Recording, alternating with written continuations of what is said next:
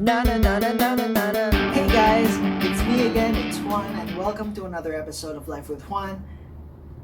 Today I'm going to be showing you a time lapse of my sculpture project. I decided to continue this project with microbiology. You see, biochemistry seems very redundant with all of the molecules somehow happening over and over again. You see glucose in so many different pathways, such as the glucosynthesis pathway, gluconeogenesis, or in glycolysis. You can sometimes see glucose being converted into fats, fructose 6-phosphate being a precursor in several other pathways. However, in microbiology, all the bacteria seem very unique, very special.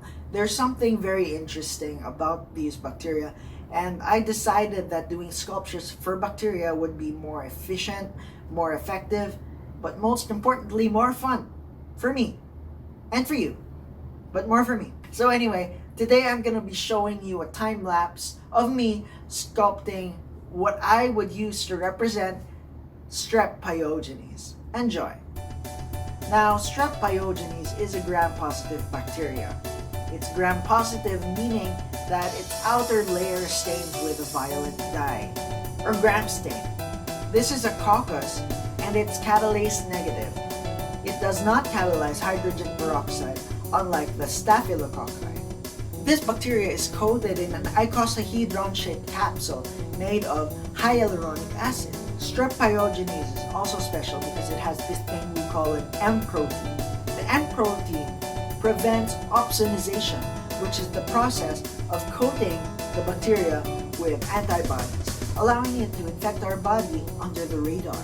Strep pyogenes is also bacitracin sensitive, meaning that when this grows around bacitracin in an agar, you'll see that the colonies try to avoid the bacitracin disc. Next, Strep pyogenes has Strep pyogenes E toxins, or the SPE toxins. There are 3 of these, particularly A, B, and C. A and C are specifically important for causing diseases such as rheumatic fever and strep pharyngitis, scarlet fever.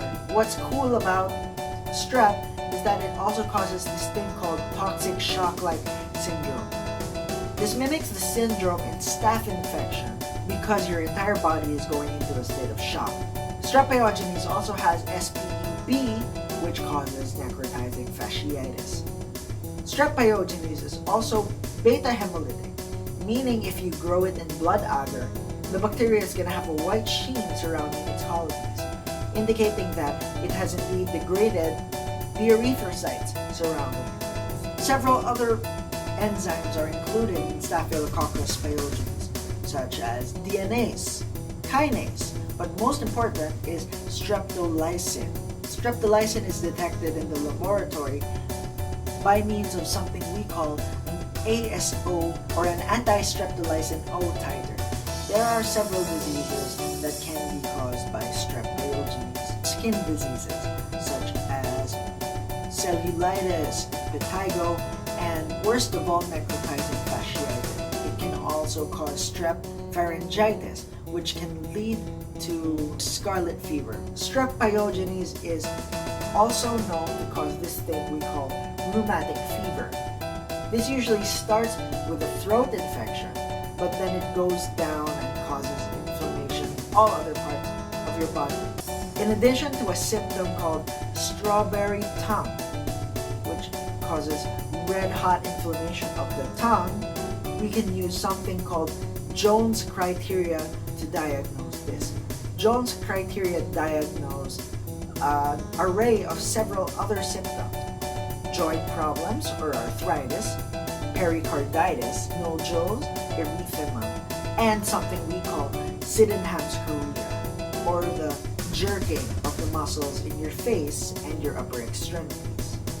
Next, we also have streptococcal glomerulonephritis, which is inflammation of your glomeruli, the structures inside your kidney responsible for filtering blood.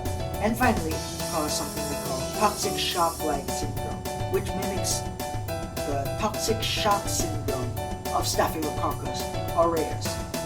Now, if you have strep pyogenes, your doctor will probably give you penicillin or cephalexin.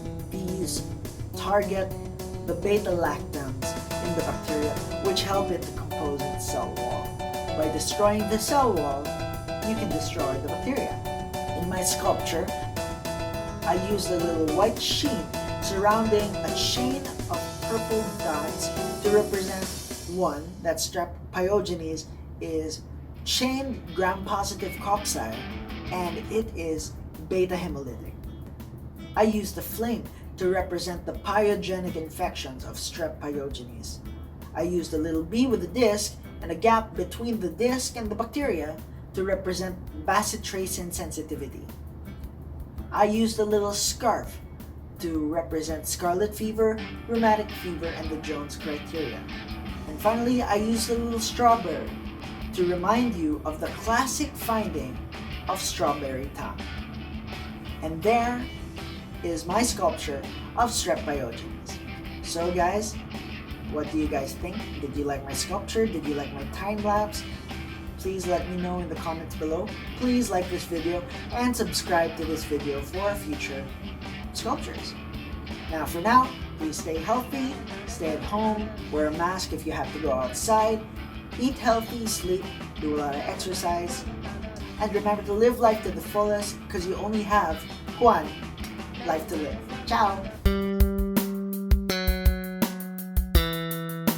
Na na na na na na na na.